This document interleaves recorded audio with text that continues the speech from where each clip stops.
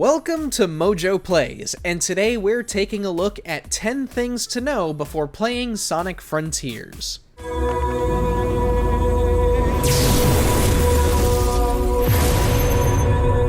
For this list, we'll be going over some important details you should probably consider before buying Sonic Frontiers. What are you excited for or concerned about with the game? Let us know down in the comments, and I will see you there. I, for one, am personally amped for this game. Before we begin, we publish new content all week long, so be sure to subscribe and ring the bell to get notified about our latest videos. Story.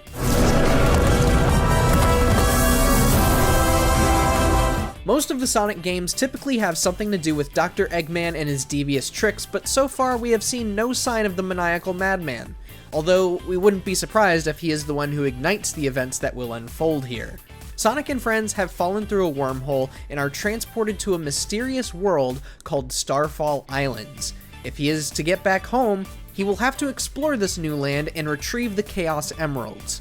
Sega has been rather tight-lipped about any more story details outside of this general synopsis, yet we wouldn't be surprised if some familiar faces pop up later. A new call to adventure.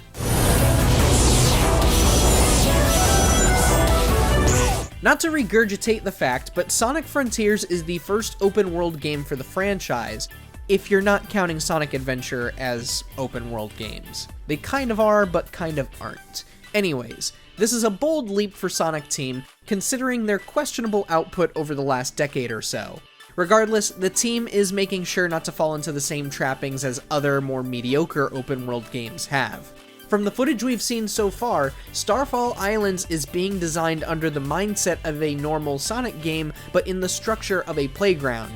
You can run around wide environments, chain together maneuvers and tricks, and yes, go fast. The real question is, how big of a checklist are we gonna be put through, and will the side missions and collectibles be fun enough to make us want to play until 100% completion?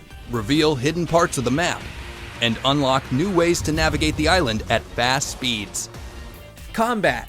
Sonic's combat gets an upgrade, making battling enemies more exciting and fluid than ever before. The open world aspect is not the only massive change here. Whereas previous Sonic games have kept combat simple with spin dashes, homing attacks, and the like, Sonic Frontiers is aiming to implement a more complex combat system.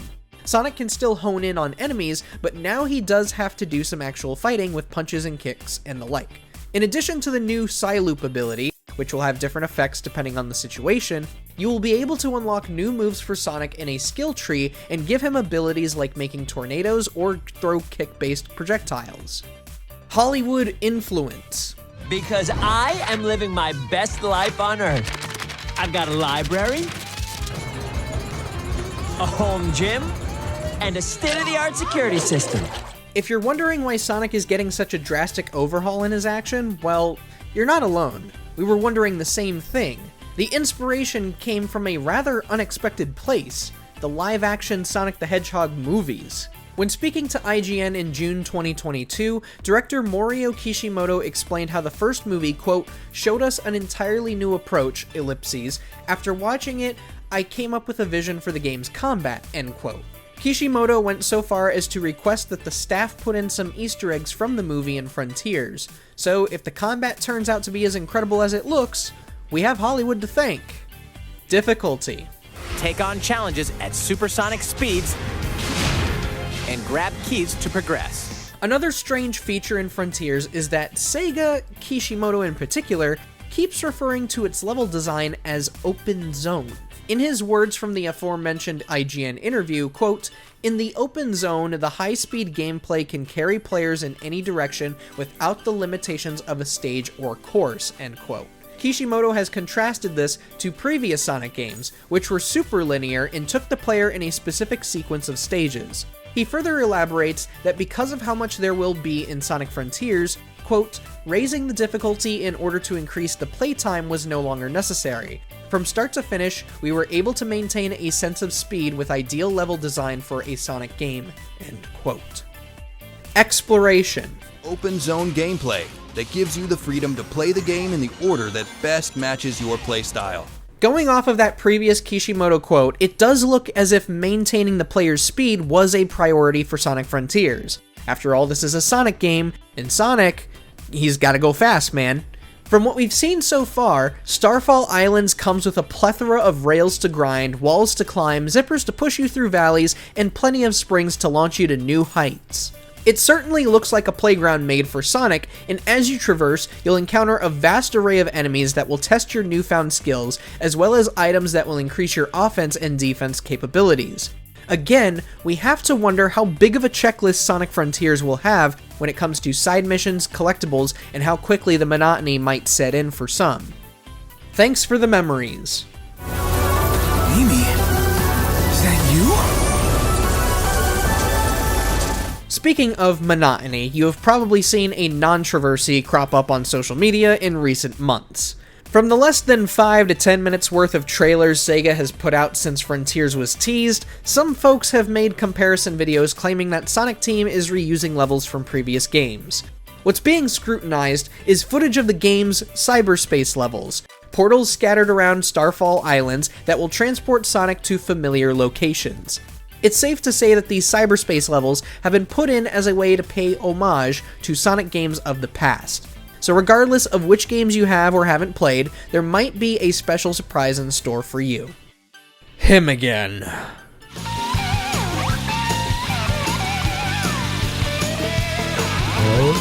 What?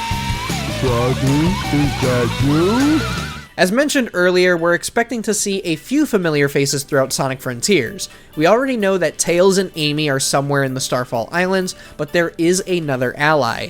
That big, stupid oaf known as Big the Cat. Images and videos recorded at Gamescom 2022 show players meeting Big the Cat and taking part in fishing. From what little we've seen, it's safe to assume that Big will serve as the host of one of the game's side missions and task the player to slow their roll for a minute and enjoy some nice fishing. We're just hoping it won't be as grueling as it was in Sonic Adventure.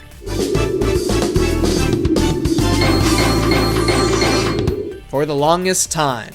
Your reckless actions endanger the world. Given that Kishimoto and Sega have been touting Sonic Frontiers as a massive game, it begs the question, just how massive are we talking about? Especially since we live in an age where more folks are asking for shorter games. You know, the 10 to 20 hour range.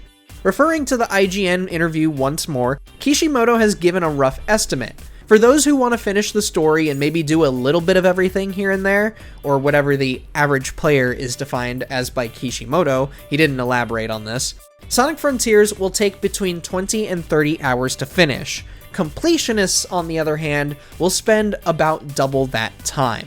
So, there might be a ton of stuff to do, but again, this goes back to how monotonous is this really going to be? Launch. Sonic Frontiers was comically originally slated for 2021, but in order to maintain the game's quality, Sega delayed it to 2022. Dear Lord, if they were aiming for 2021, I can only imagine how bad of a state the game might have been in at that time. But trying to stay positive here. Here we are now, and at the time of writing, Sonic Frontiers has yet to go gold, or at least publicly announced going gold. Nevertheless, the November 8th release date is quickly approaching. If the game still holds your interest after watching this, or if you're going to mull it over until launch, Sonic Frontiers will be available on PlayStation 4, PlayStation 5, Xbox One, Xbox Series XS, Nintendo Switch, and Windows PC. It is worth noting that if you want to experience the game at higher frame rates, then you'll obviously want the PC, PlayStation 5, or XS versions. Available November 8th. Stay tuned for more details. Check out these other great clips from MojoPlays, and be sure to subscribe and ring the bell to get notified about our latest videos.